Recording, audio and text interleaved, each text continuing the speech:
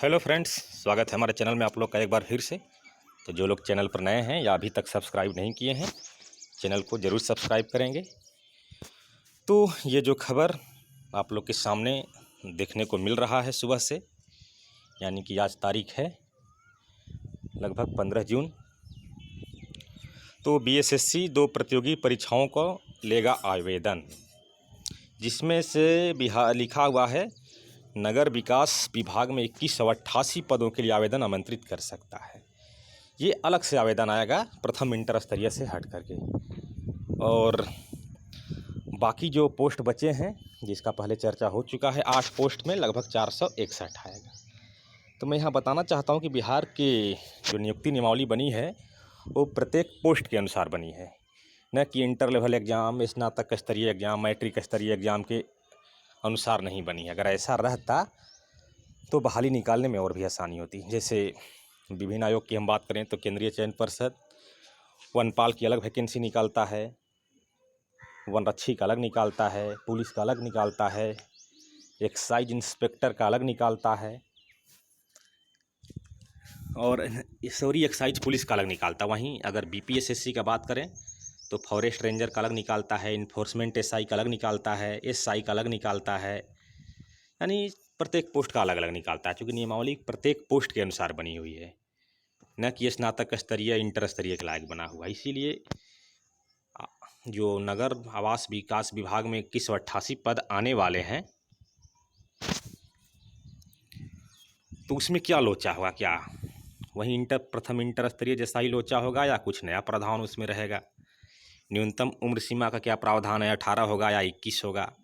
तमाम चीज़ों पर डिस्कस करेंगे। और साथ ही जो हम लोग का आंदोलन है 21 जून को, वो कैसा रहेगा, क्या हो सकता है, उसमें क्या समस्याएं आने वाली हैं, सबका मैं इस डिस्कस करूंगा। आप लोग वीडियो में बने रहिए। तो जो 2188 पद है, आइए उसके बारे में हम लोग पहले देख लेते हैं। ये देखिए, ये उसकी नियुक्ति नियमावली है नगर विकास एवं आवास विभाग का, जो कि इसी साल बना हुआ है।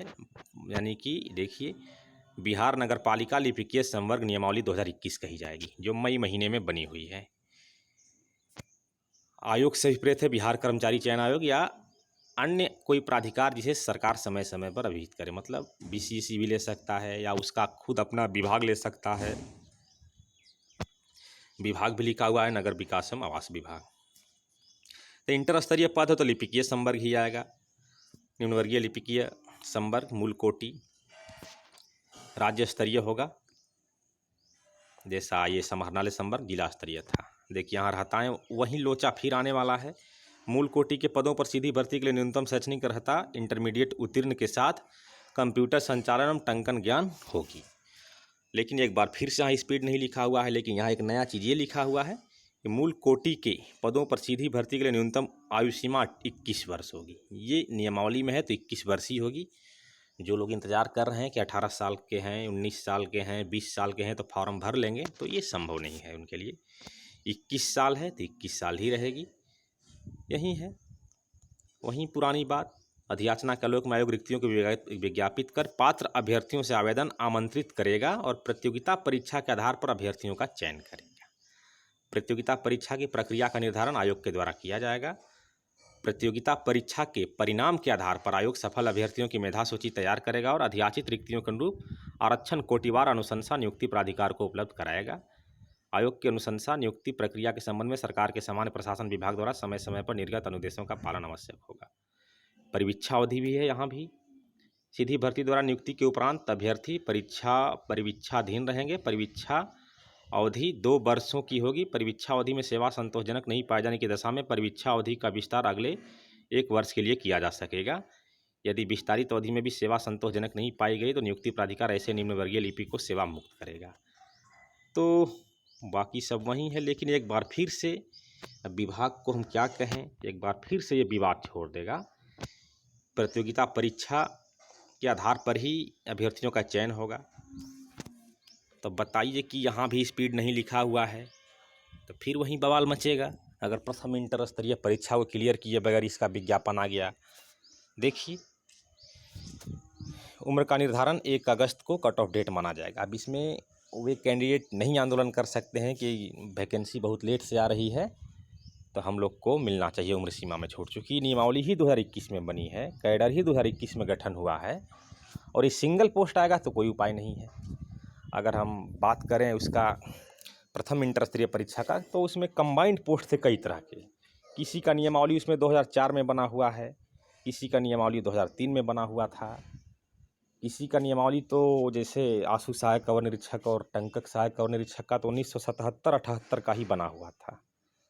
इसलिए वहाँ पर लोग डिमांड कर सकते थे कि नियमावली पहले बना, वैकेंसी नहीं आ रही थी इतना दिन से, अगर लेट से आई तो हम लोग का क्या गलती है, तो हम लोग को मौका मिलना चाहिए उम्र सीमा में, उम्र से अधिकतम उम्र सीमा में छूट मिले। लेकिन यहाँ जब नियमावली ही 2021 में बना है तो इसके पहले वैकेंसी कहाँ से आ सकती है। इसलिए 1 अगस्त 2021 को जो लोग का 21 वर्ष न्यूनतम नहीं पूरा होगा और अधिकतम 35 क्रॉस कर गए होंगे, 37 क्रॉस कर गए होंगे जनरल का और बाकी अलग अलग कैटेगरी का जो भी है, तो वे इसको आवेदन नहीं कर सकेंगे। क्योंकि 21 साल है, मैं यहाँ दिखा चुका हूँ कि 21 साल है। अब सबसे भारी परेशानी स्पीड का है, विभाग स्पीड बताया नहीं है और प्रतियोगिता परीक्षा का निर्धारण वहीं होगा जो बिहार कर्मचारी चयन आयोग का परीक्षा संचालन नियमावली है, उसी के तहत चलेगा। योग्यता इंटर, लेकिन कंप्यूटर संचालन और कंप्यूटर टंकन का ज्ञान होगा, लेकिन स्पीड वगैरह कुछ नहीं बताया गया है। नहीं, जहाँ बताना था वहाँ तो 1977-78 के नियमावली में भी बता दिया गया है। अभी जो कला संस्कृति विभाग में हम वीडियो बना चुके हैं उसके नियमावली में स्पीड बताया गया है। बाकी जो उसी विभाग में 4 नियमावली बना है, 3 एक में बताया गया, 3 में नहीं बताया गया। तो ये सब परेशानियां हैं। विभाग अगर वो चाहे तो फिर से इसको संशोधन कर सकता है, स्पीड का निर्धारण कर सकता है, नहीं तो फिर वहीं प्रथम इंटर स्तरीय परीक्षा जैसा वहाँ भी बवाल मचेगा। तो ये बात रहा। अब बात करते हैं, ये तो रहा द्वितीय इंटर स्तरीय का। अब प्रथम इंटर स्तरीय का बात करते हैं। तो प्रथम इंटर स्तरीय में 21 जून को जो महाआंदोलन है, इसमें कुछ समस्याएं वही हैं कि बहुत लोग पटना में अभी नहीं हैं।